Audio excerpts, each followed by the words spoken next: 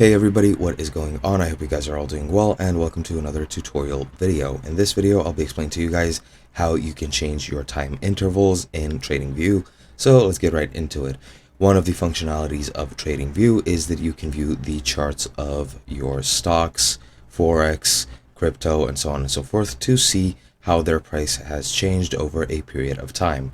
Now, this period of time is what we're going to be changing. As you can see, currently I'm viewing the Ethereum chart, and this chart is set up to view the difference of 1 day.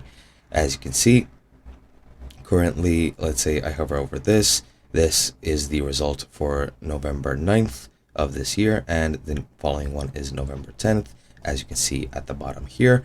And let's say I want to view, instead of days, I want to view it in hours.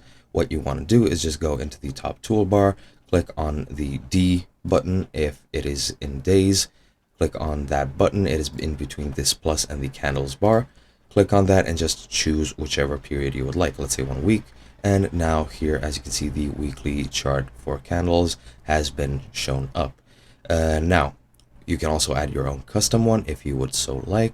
And the way you do that is pretty much similar. Just click on the whatever button it is.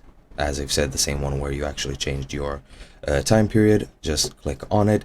And as you can see, you can choose from a wide variety of ranges. However, if you go straight down, you have this option here. Here you enter the amount of the certain interval you would like.